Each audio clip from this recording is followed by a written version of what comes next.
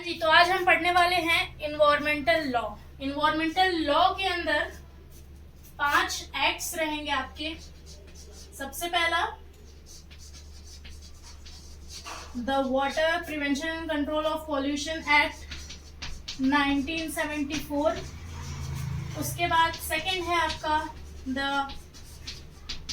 Air prevention and control act 1981। Then उसके बाद है आपका प्रिवेंशन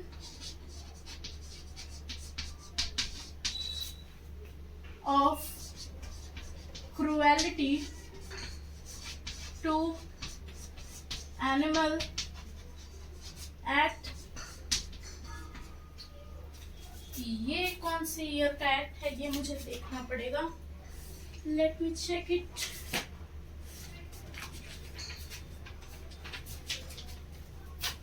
ये है आपका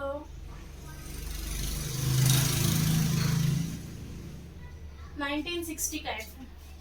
1960 का एक्ट ये है। फिर उसके बाद आ गया आपके लिए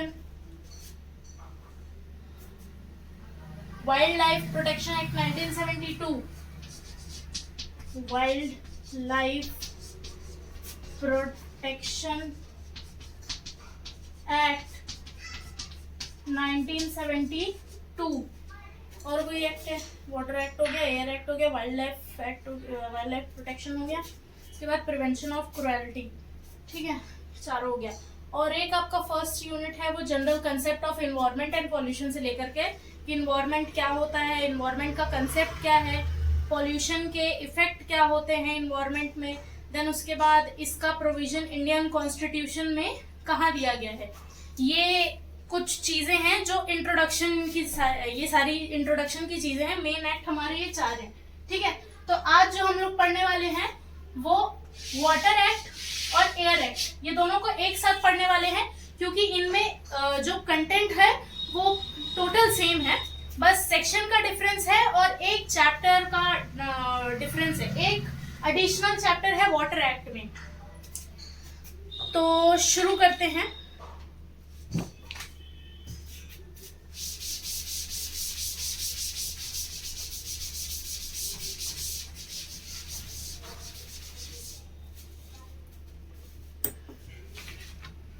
सबसे पहले स्ट्रक्चर ऑफ दिस एक्ट देखेंगे कि ये एक्ट जो है उसका स्ट्रक्चर क्या है, ठीक है। द वाटर एक्ट 1974, ठीक है। इसका स्ट्रक्चर क्या है, सबसे पहले आ जाएगा आपका प्रिलिमिनरी, ठीक है। फिर उसके बाद आ जाएगा आपका सेंट्रल एंड स्टेट बोर्ड का कॉन्स्टिट्यूशन। देन उसके बाद आ जाएगा आपका power and functions of board, power and function of board, ठीक है। उसके बाद आ जाएगा जॉइंट बोर्ड। फिर उसके बाद क्या आएगा आपका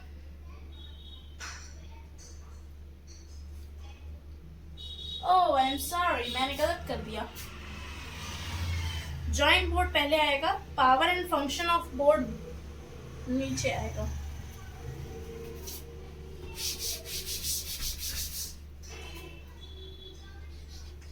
जॉइंट बोर्ड, ठीक है। फिर उसके बाद power and function of board, ठीक है। उसके बाद आता है आपका prevention and control of water pollution. Prevention and control of water pollution. उसके बाद आ जाएगा आपका funds, accounts and audit. Funds, accounts and audits, ठीक है। उसके बाद आ जाएगा आपका penalty and procedure, penalties and procedure, ठीक है। और उसके बाद आ जाएगा आपका क्या, मिसलेनियस।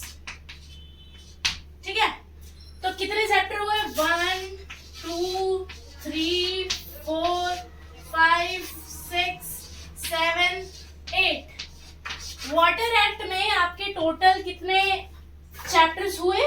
1 2 3 4 5 6 7 8। लेकिन वही अगर हम लोग एयर एक्ट की बात करते हैं तो उसमें एक चैप्टर मैंने बताया था नहीं है, तो वो कौन सा चैप्टर है? वो है चैप्टर नंबर 3। जॉइंट बोर्ड जो है वो एयर पोल्यूशन के केस में, एयर एक्ट के केस में नहीं बनाया जाता है, ठीक है। तो let us discuss with the constitution of central and state board. Preliminary में नहीं पढ़ाऊंगी क्योंकि प्रीलिमिनरी में आपको पता ही है क्या होता है। तो हम लोग सीधे आएंगे चैप्टर नंबर 2 पे, ठीक है। चैप्टर नंबर 2 क्या बोलता है? Central and state board. सबसे पहले डिस्कस करते हैं हम लोग सेंट्रल बोर्ड। सेंट्रल बोर्ड क्या है? सेंट्रल बोर्ड के बारे में इंपॉर्टेंट प्रोविजंस।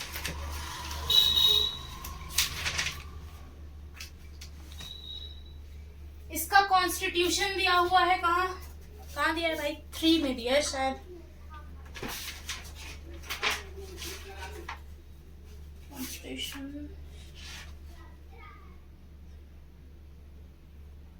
कॉन्स्टिट्यूशन 5 में दिया हुआ है, ठीक है। सेक्शन 5 में दिया हुआ है इसका कॉन्स्टिट्यूशन, ठीक है। सेक्शन नंबर 5 पे दिया हुआ है कॉन्स्टिट्यूशन। अब इसके कॉन्स्टिट्यूशन के बारे में पढ़ते हैं। कितने टोटल मेंबर्स होते हैं वो देखते हैं। सबसे पहले तो लिख लेते हैं 17 टोटल मेंबर्स होते हैं, ठीक है। अब वो 17 कैसे कैसे बढ़ते हैं उसको देखते हैं। एक आपका रहता है फुल टाइम चेयरमैन, एक आपका होता है कौन? फुल टाइम चेयरमैन, ठीक है। उसके बाद आ जाता है आपका maximum 5 members of official members to represent the state government, represent the central government। कितने? मैक्सिमम 5, ठीक है। Maximum 5 to represent government. अब ये सेंट्रल लिखा हुआ है तो ये सेंट्रल गवर्नमेंट रहेगा, ठीक है। Third, maximum 5 members amongst state board। maximum 5 members amongst state board।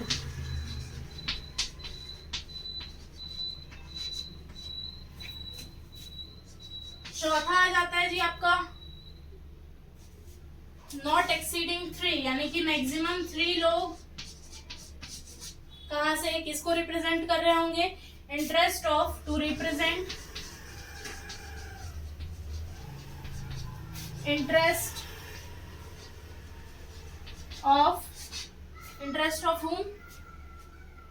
ये आते हैं आपके एग्रीकल्चर, फिशरी, इंडस्ट्री और ट्रेड और एनी अदर इंटरेस्ट जो सेंट्रल गवर्नमेंट को लगता है कि इस फील्ड से भी होना चाहिए, ठीक है।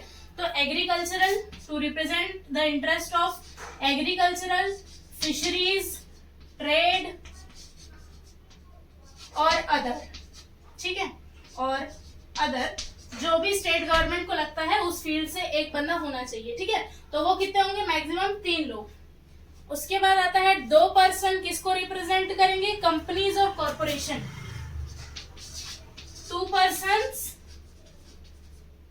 to represent कंपनीज और कॉरपोरेशन।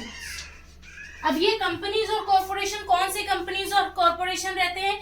ये ऐसे कंपनीज रहते हैं विच आर ईदर ओन्ड और मैनेज्ड और controlled by the central government, ठीक है। उसके बाद आखिरी मेंबर आता है a full time member secretary. Full time member secretary. चलो क्या है? सबसे पहला एक मेंबर कहां से आ गया आपका? एक कौन होगा, चेयरमैन होगा। 5 लोग किसको रिप्रेजेंट करेंगे, गवर्नमेंट को रिप्रेजेंट करेंगे। 5 लोग किसको रिप्रेजेंट करेंगे, गवर्नमेंट को रिप्रेजेंट करेंगे। फिर उसके बाद यहाँ आते हैं, 3 लोग किसको रिप्रेजेंट करेंगे, interest of agricultural, fisheries, trade और एनी अदर फील्ड, ठीक है। 5 लोग किसको रिप्रेजेंट कर रहे हैं, गवर्नमेंट को। 3 लोग किसको रिप्रेजेंट कर रहे हैं, इंटरेस्ट ऑफ एग्रीकल्चरल, फिशरीज को। और 2 लोग किसको रिप्रेजेंट कर रहे हैं, 2 लोग कंपनीज और कॉर्पोरेशन। कैसी कंपनीज और कॉर्पोरेशन, ऐसी कंपनीज और corporation which are either controlled or managed or owned by the central government, ठीक है। इतनी बात समझ में आई। फिर उसके बाद आगे आपका maximum 5 member among the state board. State board जो कंस्टिट्यूट किया गया है उसमें से 5 लोगों को उठा करके यहाँ पे रख दिया जाएगा, मैक्सिमम 5 लोगों को।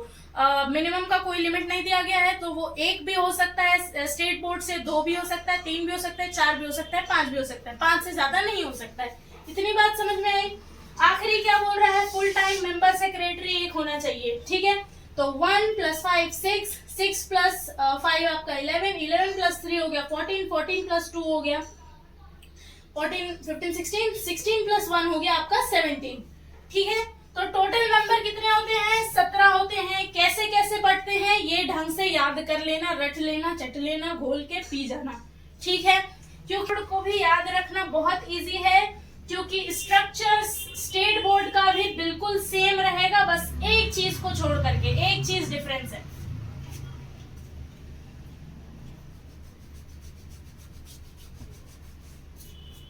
ये जो 5 members amongst the state board होते थे सेंट्रल बोर्ड में, वो यहां पर हो जाएंगे लोकल अथॉरिटी के, लोकल अथॉरिटी, ठीक है। देखो, एक है लोकल अथॉरिटी जो पोल्यूशन को कंट्रोल कर रही है, उसके ऊपर है स्टेट बोर्ड जो पोल्यूशन को कंट्रोल कर रही है, उसके ऊपर है सेंट्रल बोर्ड जो पोल्यूशन को कंट्रोल कर रही है, ठीक है। जो इस पर्टिकुलर पॉइंट की जो बात हो रही है, मैं उसको एक बार एक्सप्लेन कर दूं, वो क्या बात हो रही है, क्यों चेंज हो रहा है। देखो, इस पॉइंट में बोल रहे हैं 5 लोग अमंगस्ट, अगर सेंट्रल बोर्ड की बात करें, सेंट्रल बोर्ड की बात करें तो 5 लोग उसके नीचे वाले, ठीक है। उसके नीचे कौन है, स्टेट बोर्ड। अब स्टेट बोर्ड की बात करेंगे तो 5 लोग कहाँ, उसके नीचे वाले, तो उसके नीचे वाले कौन है, लोकल अथॉरिटी, ठीक है। जो भी लोकल अथॉरिटी पॉल्यूशन कंट्रोल देख रही है, वो उस अथॉरिटी से 5 लोगों का चयन होगा, ठीक है।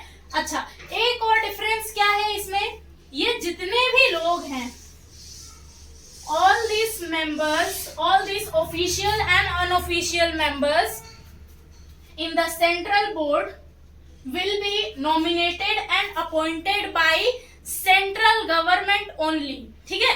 सिर्फ सेंट्रल गवर्नमेंट जो है वो इनको नॉमिनेट और अपॉइंट करेगा in case of central board. और वही स्टेट बोर्ड की अगर बात करें तो क्या होगा, स्टेट बोर्ड के द्वारा, स्टेट गवर्नमेंट के द्वारा उसको नॉमिनेटेड और अपॉइंटेड किया जाएगा। समझ में आ गई बात, ठीक है। अब आगे बढ़ते हैं।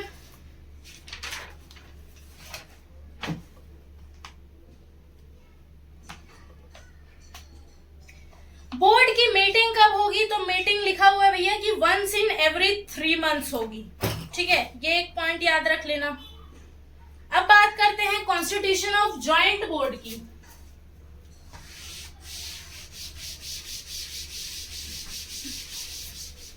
इस केवल एक पॉइंट से, यानी कि ये जो लिखा हुआ था अभी बोर्ड में, इस कंटेंट से हमने 4 चीजें याद की है। क्या क्या याद की है, सबसे पहला constitution of central board of water pollution control board, फिर उसके बाद constitution of state board of water pollution control, और फिर उसके बाद एयर पोल्यूशन वाला, ठीक है। एयर पोल्यूशन में भी सेंट्रल और स्टेट दोनों का याद कर लिया हम लोग, और वाटर पोल्यूशन में भी सेंट्रल और स्टेट दोनों का याद कर लिए। क्या डिफरेंस है वो पता है तुम लोगों को, क्या डिफरेंस है। स्टेट गवर्नमेंट में जितने भी लोग होते हैं वो किसके द्वारा अपॉइंट किए जाते हैं, स्टेट गवर्नमेंट के द्वारा। सेंट्रल बोर्ड में जितने भी लोग होते हैं वो किसके द्वारा अपॉइंट किए जाते हैं, सेंट्रल गवर्नमेंट के द्वारा, ठीक है। एक डिफरेंस, वो जो 5 मेंबर्स वाला पॉइंट था, 5 members amongst the member of state government, central level पे उसके नीचे के 5 लोगों को अपॉइंट करेगा, यानी कि स्टेट बोर्ड के 5 लोगों को, और स्टेट बोर्ड की अगर बात की जाएगी तो उसके नीचे वाली अथॉरिटी के 5 लोगों को उठाएगा। उसके नीचे की अथॉरिटी कौन होगी? Local authority. इतनी बात समझ में आ गई?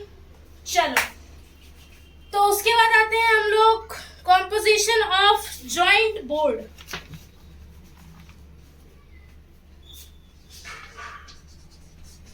कॉम्पोजिशन ऑफ जॉइंट बोर्ड, ठीक है जी। जॉइंट बोर्ड कैसे बनेगा? एक फुल टाइम चेयरमैन रहेगा,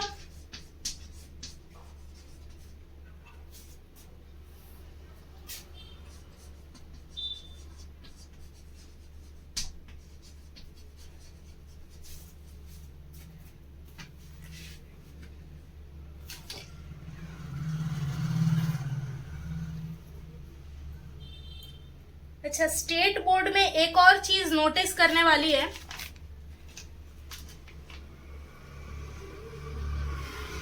जो चेयरमैन रहता है ना स्टेट बोर्ड में, वो फुल टाइम नहीं होता, मतलब फुल टाइम भी हो सकता है और पार्ट टाइम भी हो सकता है, ठीक है। तीन डिफरेंस है, फुल टाइम भी हो सकता है, पार्ट टाइम भी हो सकता है। कौन? जो चेयरमैन होता है वो, ठीक है, उसको याद रखना, ठीक है। तो जॉइंट बोर्ड की हम लोग बात कर रहे हैं। फर्स्ट, एक फुल टाइम चेयरमैन होगा, ठीक है। दूसरा, 2 official from each participating state. Joint board कैसे बन रहा है? ये एक चौक, हाँ, ये एक स्टेट है, कोई नदी जो है दोनों को जोड़ती है, ठीक है। तो ये दोनों मिल करके क्या करेंगे? ये जो संगठन है, जो बोर्ड है, इसका उत्पत्ति, इसको बनाएंगे, ठीक है, ठीक है, हाँ जी।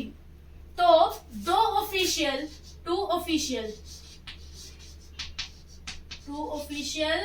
फ्रॉम ईच स्टेट, ठीक है। जॉइंट बोर्ड कैसे बन रहा है? 2 स्टेट के लोगों से मिल करके बन रहा है, ताकि दोनों के ही स्टेट का जो वाटर पोल्यूशन है उसको कंट्रोल कर सके, क्योंकि एक नदी है, कुछ भी वाटर वे है जो दोनों ही स्टेट से हो करके जाता है, ठीक है। तो दोनों को ही देखना पड़ेगा। अब ऐसा नहीं होना चाहिए ना कि एक स्टेट उसमें कचरा डाल रहा है, दूसरा उसकी सफाई कर रहा है, दोनों मिल करके उसको साफ करेंगे, ठीक है। चलो, तो ये हो गया, ईच स्टेट से हो गया, ठीक है। अब ये अपॉइंटेड किसके द्वारा होंगे? स्टेट गवर्नमेंट के द्वारा अपॉइंट किए जाएंगे, ठीक है। स्टेट गवर्नमेंट के द्वारा। कौन से? अपने स्टेट गवर्नमेंट से। जैसे छत्तीसगढ़ और मध्य प्रदेश की बात कर रहे हैं अगर, ठीक है, तो 2 लोग छत्तीसगढ़ से और 2 लोग मध्य प्रदेश से, तो कितने लोग हुए? 2 + 2 4, ठीक है। कितने लोग हुए? 4 लोग हो गए। इसके बाद एक फुल टाइम, हाँ, चेयरमैन तो एक ही है, ईच वाला नहीं है वो सिस्टम। और यहाँ चेयरमैन किसके द्वारा अपॉइंट किया जाएगा? सेंट्रल गवर्नमेंट के द्वारा अपॉइंट किया जाएगा, याद रखियो, ठीक है। थर्ड पॉइंट पे आते हैं हम लोग। थर्ड पॉइंट क्या बोलता है? एक मेंबर कहां से अपॉइंट होगा?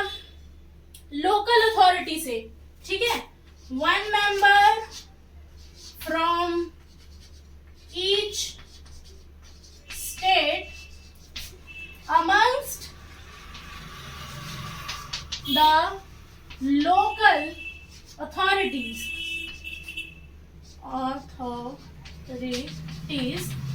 of the concerned state। जो भी स्टेट इन्वॉल्व हैं इस जॉइंट बोर्ड में, उस स्टेट के लोकल अथॉरिटीज से एक मेंबर, ठीक है। मतलब 1 + 1 कितने लोग हो गए? 2 लोग, ठीक है। उसके बाद आते हैं चौथे पॉइंट पे। चौथा पॉइंट क्या बोलता है? एक member one member from each state to represent, 1 member from each state to represent किसको रिप्रेजेंट करेगा? एग्रीकल्चर, ठीक है, fishery trade etcetera and other, जो भी उस अलग अलग स्टेट की स्टेट गवर्नमेंट को लगता है कि उस फील्ड से एक बंदा होना चाहिए, ठीक है। 5th पॉइंट क्या बोलता है? 2% to represent companies managed by participating state. 2% to represent, ये ईच नहीं होगा, ये ईच है ना, तो मतलब यहाँ पे 1+1 का रूल लगा, इसमें रूल नहीं लगेगा, ये 2% ही है बस।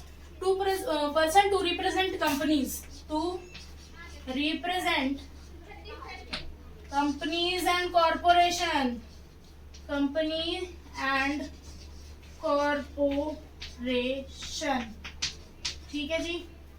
कितने लोग? 2% to represent companies and corporation managed control and owned by state government, ठीक है। और इनको अपॉइंट किसके द्वारा किया जाएगा? सेंट्रल गवर्नमेंट के द्वारा अपॉइंट किया जाएगा, ठीक है। उसके बाद छठवां और आखिरी पॉइंट क्या बोलता है? Full time member secretary, full time member secretary, ठीक है। इसको कौन अपॉइंट करेगा? सेंट्रल गवर्नमेंट ही अपॉइंट करेगी, ठीक है। देखो, जॉइंट बोर्ड है, अपना स्टेट गवर्नमेंट में सारा स्टेट गवर्नमेंट अपॉइंट कर रही थी, सेंट्रल गवर्नमेंट सारा सेंट्रल गवर्नमेंट अपॉइंट कर रही थी। जॉइंट बोर्ड में स्टेट गवर्नमेंट और सेंट्रल गवर्नमेंट, और स्टेट गवर्नमेंट किसकी? 2 लोगों की, जो दो स्टेट से बनकर मिलकर ये जॉइंट बोर्ड बन रहा है, उन दोनों अपना सेपरेट लोगों को अपॉइंट करेंगे। और तीसरा कौन अपॉइंटिंग अथॉरिटी हुआ? सेंट्रल गवर्नमेंट, ठीक है। अब इसको समझो, फुल टाइम चेयरमैन, स्टेट वगैरह कुछ मेंशन नहीं है, तो क्या होगा? किसके द्वारा होगा? सेंट्रल गवर्नमेंट के द्वारा, ठीक है। इसमें to represent companies and corporation managed by जो भी कंसर्न्ड स्टेट्स हैं, ठीक है। लेकिन किसके द्वारा अपॉइंट किया जाएगा? सेंट्रल गवर्नमेंट के द्वारा। फिर उसके बाद फुल टाइम मेंबर सेक्रेटरी, तो ये किसके द्वारा किया जाएगा? सेंट्रल गवर्नमेंट के द्वारा। बाकी जो ये सारा चीज दिख रहा है बीच का, पॉइंट नंबर 2 से लेकर के 4 तक, यहाँ पे कौन अपॉइंटिंग अथॉरिटी होगा? Let me check. Officials from each state by the state government, ये ठीक है। फिर उसके बाद local authority by the state government, ये भी ठीक है। फिर उसके बाद ये वाला पॉइंट मेरे को चेक करने दीजिए। फिशरीज, एनी अदर इंटरेस्ट,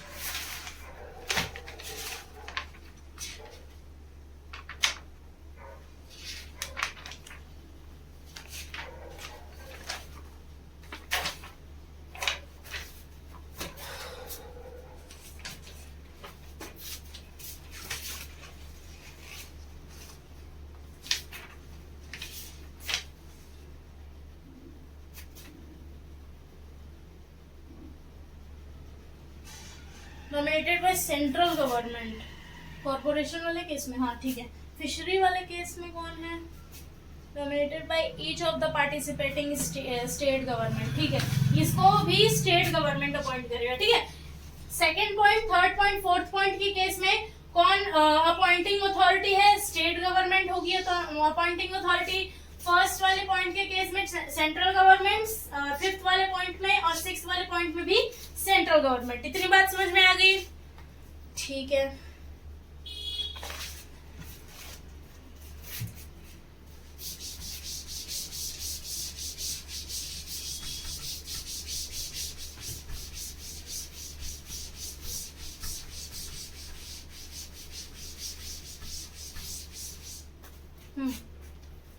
उसके बाद क्या पढ़ेंगे?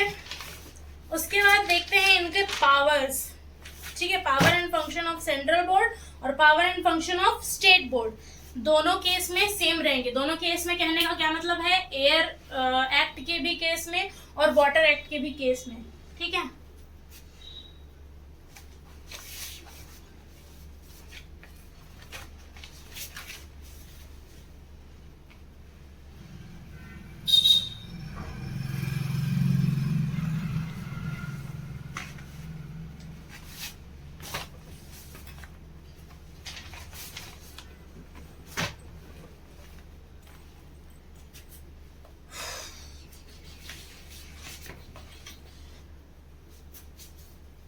Power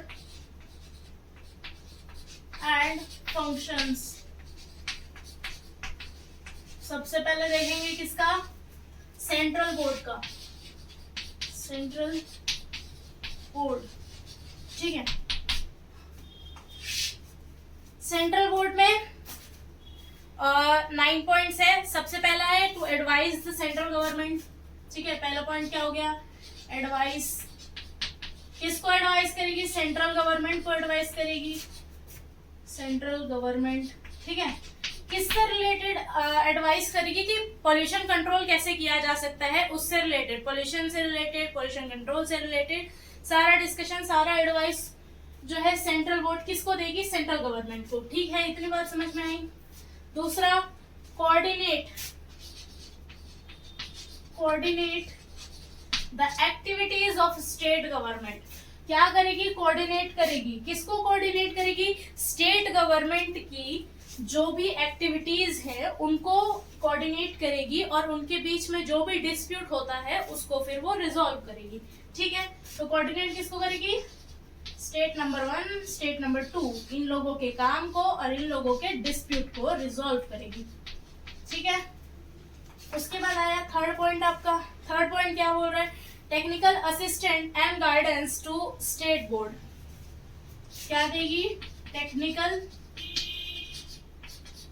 assistance and guidance to किसको, सेंट्रल बोर्ड, सेंट्रल गवर्नमेंट ही होगा ना, स्टेट बोर्ड। अच्छा, स्टेट बोर्ड को, स्टेट बोर्ड को। ठीक है, ये अपर अथॉरिटी है ना, सेंट्रल बोर्ड जो है वो अपर अथॉरिटी है। ये टेक्निकल असिस्टेंस और गाइडेंस किसको देगी, स्टेट बोर्ड को। ठीक है, इतनी बात समझ में आएगी। एडवाइस करेगी किसको, सेंट्रल गवर्नमेंट को। कोऑर्डिनेट करेगी दो स्टेट के जो भी स्टेट्स हैं अलग अलग, उनके फंक्शंस को, उनकी एक्टिविटीज को और उनके बीच में जो भी डिस्प्यूट होता है उसको रिजॉल्व करेगी। थर्ड पॉइंट क्या बोलता है, टेक्निकल असिस्टेंस देगी किसको, टेक्निकल असिस्टेंस एंड गाइडेंस देगी स्टेट बोर्ड को। ठीक है, इतनी बात समझ में आई। फिर उसके बाद आते हैं अपन चौथे पॉइंट पे। चौथा पॉइंट बोलता है plan and organise training. Plan and organise training. Training organise करेगी किसके लिए, ट्रेनिंग ऑर्गेनाइज करेगी जो भी मेंबर्स होंगे बोर्ड के, जो भी नए नए लोग होंगे उनके लिए क्या ऑर्गेनाइज करेगी, ट्रेनिंग ऑर्गेनाइज करेगी। ठीक है, उसके बाद उसके बाद क्या है, प्रोग्राम ऑर्गेनाइज करेगी। ऑर्गेनाइज प्रोग्राम कहाँ पे,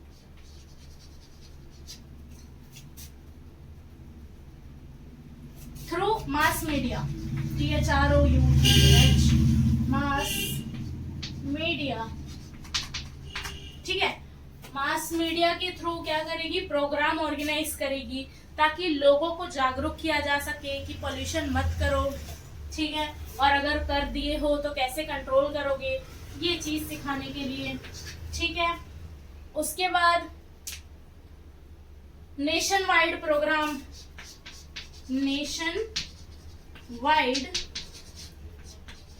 प्रोग्राम कंडक्ट कराएगी।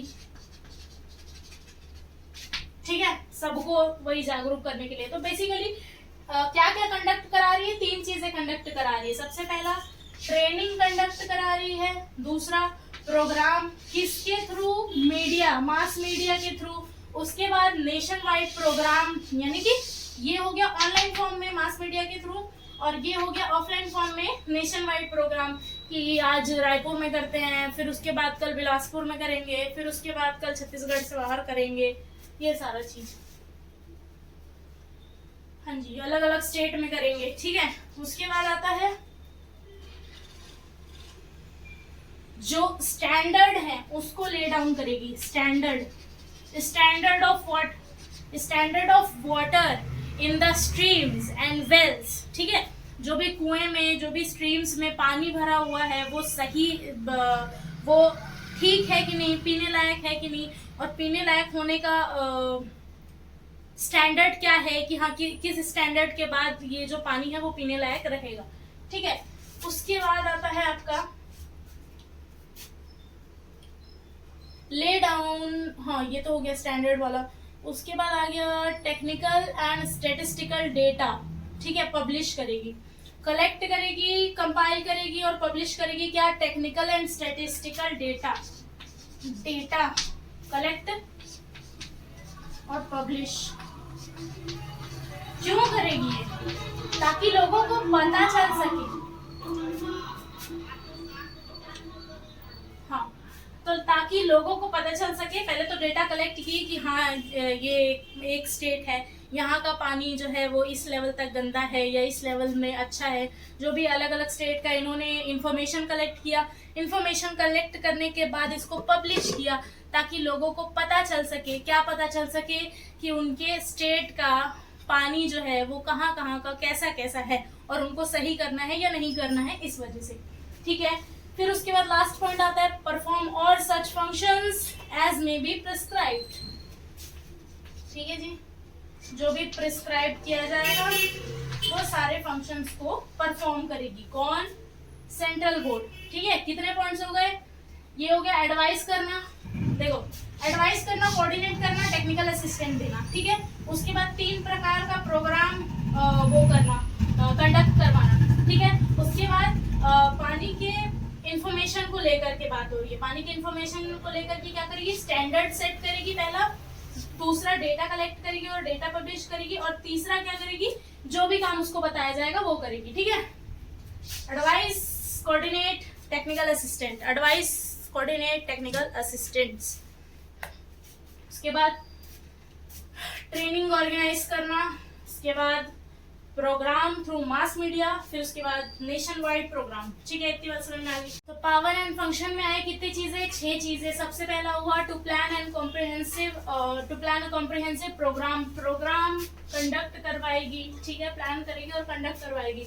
उसके बाद क्या बोलता है, to advise the state government, किस मैटर से रिलेटेड, अब पॉल्यूशन की बात हो रही है तो पॉल्यूशन से रिलेटेड स्टेट गवर्नमेंट को एडवाइस करेगा, ठीक है। To collect information about the water pollution, ठीक है, ये तो बात समझ में आई गई होगी। फिर उसके बाद to encourage, conduct and participate in investigation and research relating to problems of water pollution, ठीक है।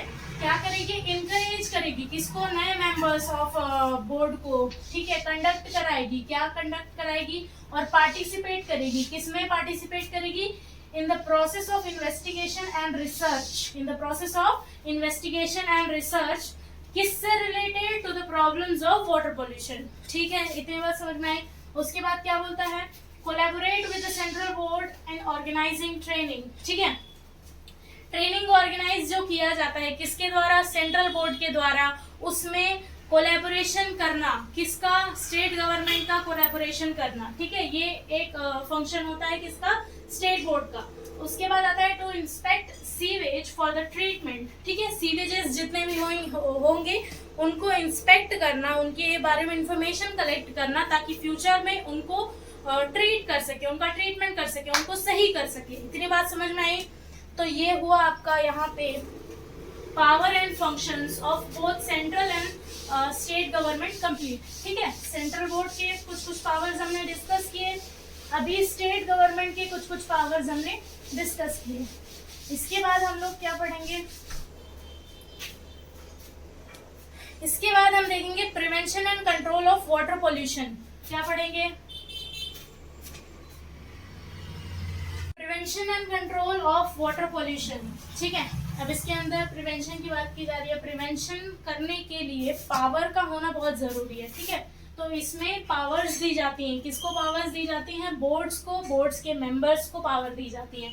सबसे पहली पावर क्या है, power to obtain information, information about what, information किसके बारे में रहेगा, वो इंफॉर्मेशन आपके वाटर के कंडीशन के बारे में, वाटर के बारे में इंफॉर्मेशन आपका रहेगा, ठीक है। In case of air pollution, air के बारे में रहेगा, ठीक है।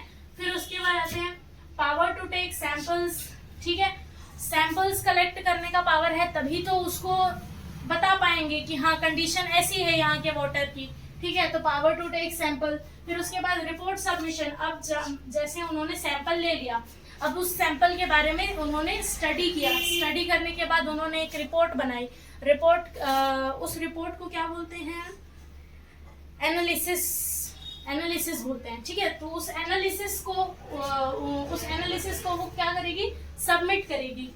किसको सबमिट करेगी, हाँ जी, तो रिपोर्ट किसको सबमिट करेगी, स्टेट गवर्नमेंट या सेंट्रल गवर्नमेंट को, जिसको भी चाहिए होगा उसको, ठीक है। उसके बाद आता है आपका power to entry and inspect. सारे मेंबर्स, जो भी बोर्ड के मेंबर्स होंगे, उनके पास पावर होगी किस चीज़ की, कि कहीं पर भी वो एंटर कर सकते हैं और इंस्पेक्शन कर सकते हैं कि यहाँ के वाटर का लेवल या एयर का लेवल कैसा है, कंडीशन कैसी है, ठीक है। उसके बाद आता है आपका last point, prohibition on use of streams, wells for disposal of pollution matters, ठीक है। जो देखते हैं आप लोग तालाब में पानी, तालाब में क्या फेंक देते हैं, फूल वगैरह या कुछ भी चीज जो है फेंक दिया जाता है, तो उस चीज को ये प्रोहिबिट करता है, ये वाला पॉइंट, ठीक है। इतनी बात समझ में आ गई। तो ये हुआ आपका prevention and control of water pollution, यहाँ खत्म।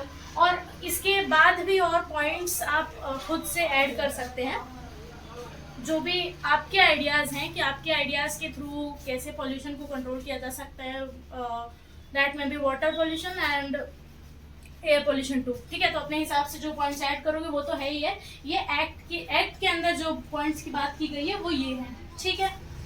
इसके बाद funds and accounts, funds accounts and audit, funds accounts and audits. Fund जो है वो दोनों के पास, सेंट्रल गवर्नमेंट से भी आता है, स्टेट गवर्नमेंट से भी आता है, ठीक है। और वो किस फॉर्म में आता है, सेंट्रल गवर्नमेंट से अगर बात करें, ठीक है। देखो सबसे पहले तो ये जो फंड है, ठीक है, फंड दो जगह से आ रहा है, ठीक है। सबसे पहला सेंट्रल गवर्नमेंट से, दूसरा स्टेट गवर्नमेंट से। अब किस फॉर्म में आ रहा है, एक तो हो गया आपका सेंट्रल गवर्नमेंट आपके गिफ्ट के थ्रू दे दी, मतलब सिर्फ सेंट्रल गवर्नमेंट ही नहीं, अगर बाहर से भी बोर्ड के पास आ रहे, जो सेंट्रल गवर्नमेंट या स्टेट गवर्नमेंट जो फंड देगी वो तो आपका रहेगा ही, ठीक है। तो यहाँ पे एक पॉइंट, सबसे पहला point fund of the government लिख दो, fund from the government, fund from, यहाँ सेंट्रल के केस में सेंट्रल गवर्नमेंट और स्टेट के केस में स्टेट गवर्नमेंट, ठीक है, फंड्स।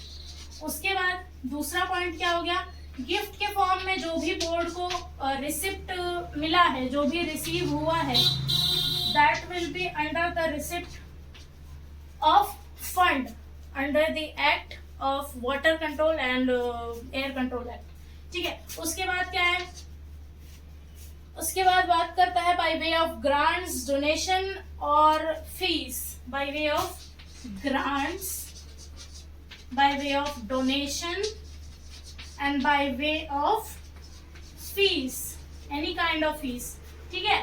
तो ये हैं आपके फंड्स कहाँ से रेज होते हैं, कहाँ से बोर्ड के पास फंड आते हैं, ठीक है।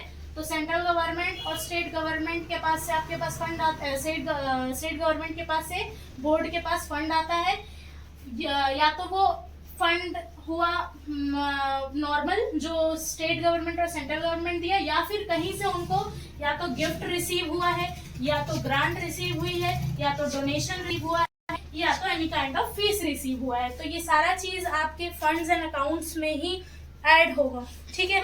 बोरोइंग की अगर बात करें तो with the permission, with the consent of appropriate government, appropriate government का मतलब क्या हो गया कि अगर सेंट्रल बोर्ड की बात हो रही है तो सेंट्रल बोर्ड और सेंट्रल गवर्नमेंट, और अगर स्टेट बोर्ड की बात हो रही है तो स्टेट गवर्नमेंट, ठीक है। तो अप्रोप्रिएट गवर्नमेंट से कंसेंट लेकर कोई भी जो बोर्ड है वो कहीं से बोरोइंग कर सकता है इन द फॉर्म ऑफ। अब बोरोइंग की बात करते हैं, तो बोरोइंग कितने प्रकार से हो सकता है, कैसे कैसे फॉर्म में हो सकता है।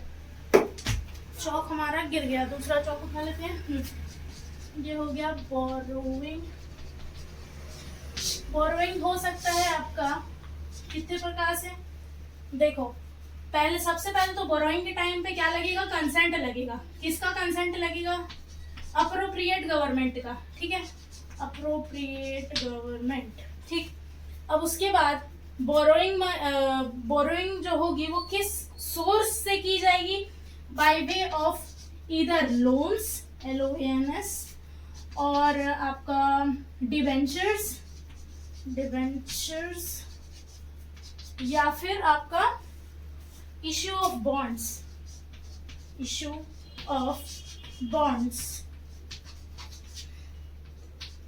So these are the various kinds of borrowing which a state government or a central government can take from the prior consent, prior permission of the respective governments of the respective boards। ठीक है, उसके बाद आते हैं हम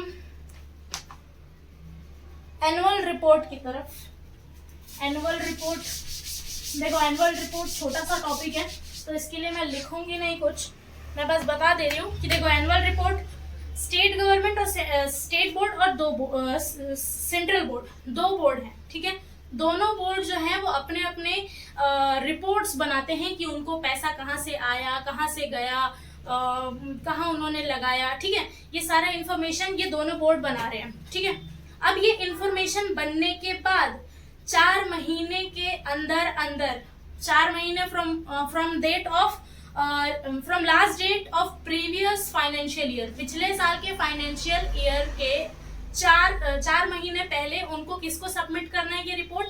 अगर central board है तो सेंट्रल गवर्नमेंट को, अगर स्टेट बोर्ड है तो स्टेट गवर्नमेंट को। ठीक है, विद इन 4 मंथ्स। अब उसके बाद आते हैं कि ये जो सेंट्रल गवर्नमेंट और स्टेट गवर्नमेंट ये जो दोनों ने ये जो रिपोर्ट को रिसीव किया है, ये इस रिपोर्ट का क्या करेंगे? तो जो सेंट्रल गवर्नमेंट है वो इस रिपोर्ट को बोथ हाउसेज ऑफ पार्लियामेंट में पेश करेगी विद इन 9 मंथ्स। ठीक है, और ये जो स्टेट बोर्ड है ये स्टेट लेजिस्लेचर में उस रिपोर्ट को पेश करेगी। ठीक है, इतनी बात समझ में आ गई? यही है एनुअल रिपोर्ट। ठीक है, उसके बाद अकाउंट्स एंड ऑडिट्स की बात होगी तो देखो जो भी बोर्ड है उसके अकाउंट्स की अगर बात की जाए तो हर बोर्ड जो है वो एक अकाउंट बनाएगा। ठीक है, उस अकाउंट का ऑडिटिंग जो होगा वो एक ऑडिटर के थ्रू होगा। ठीक है, ये जो ऑडिटर होगा वो सेक्शन 226 ऑफ कंपनीज एक्ट 1956 के थ्रू अपॉइंट होगा, मतलब एलिजिबल होगा सेक्शन 226 के, सॉरी कंपनीज एक्ट 1956 के सेक्शन 226 के अंदर। ठीक है, इतनी बात समझ में। उसके बाद ये जो ऑडिटर होगा इसका जो अपॉइंटमेंट होगा वो प्रायर परमिशन ऑफ या फिर एडवाइस बोल सकते हैं, किसकी एडवाइस से उसको अपॉइंट किया जाएगा? Controller and auditor general of India. ठीक है, किसकी एडवाइस है? Controller and auditor general of India. अब ये ऑडिटर के पास कुछ राइट्स भी आएंगी, कुछ ड्यूटीज भी आएंगी। तो सबसे पहले देखते हैं कि क्या राइट्स आएंगी ऑडिटर के पास। तो सबसे पहला राइट है प्रोडक्शन ऑफ बुक्स, जो है वो मंगा सकता है, जो भी रिपोर्ट बना हुआ है बोर्ड के द्वारा वो जो बोर्ड है वो जो बुक है उसको वो मंगा सकता है। ठीक है, पहला राइट। दूसरा अकाउंट्स मंगा सकता है। तीसरा कनेक्टेड वाउचर, जो भी वाउचर वगैरह रिसीव हुआ है उसको मंगा सकता है, और जो भी डॉक्यूमेंट्स है वो सारे डॉक्यूमेंट्स को मंगा सकता है। और एक और राइट उसको मिलता है कि वो किसी भी ऑफिस ऑफ बोर्ड को इंस्पेक्ट कर सकता है। ये 5 राइट किसको मिलते हैं? Auditor of board. ठीक है, अब उसके बाद आते हैं कि ऑडिटर की ड्यूटी क्या है। तो ड्यूटी उसकी एक ही है कि उसको जो है एक रिपोर्ट बनाना है, ऑडिटेड फॉर्म में एक रिपोर्ट बनाना है, और उसको फिर वो सेंट्रल या स्टेट गवर्नमेंट जो भी मांग रहा है, मतलब बेसिकली दोनों को ही जरूरत है, सेंट्रल गवर्नमेंट को भी एक कॉपी देगा और स्टेट गवर्नमेंट को भी एक कॉपी देगा। ठीक है, और फिर वही होगा कि सेंट्रल गवर्नमेंट और स्टेट गवर्नमेंट उसका क्या करेगी? तो सेंट्रल गवर्नमेंट कहाँ पेश करेगी? पार्लियामेंट में। स्टेट गवर्नमेंट कहाँ पेश करेगी? स्टेट लेजिस्लेचर में। तो यहाँ होता है हमारा ये दोनों एक्ट समाप्त। कौन कौन सा एक्ट? वाटर पोल्यूशन एक्ट और एयर पोल्यूशन एक्ट। दोनों के जो भी प्रोविजंस हैं वो पूरे सेम हैं, बस वाटर एक्ट की जगह क्या आ जाएगा? एयर एक्ट आ जाएगा। मतलब वाटर की जगह एयर का यूज होगा, बस वाटर पोल्यूशन है तो एयर पोल्यूशन का यूज होगा दूसरी जगह। इतनी बात समझ में आ गई? तो आज की कक्षा यही समाप्त होती है।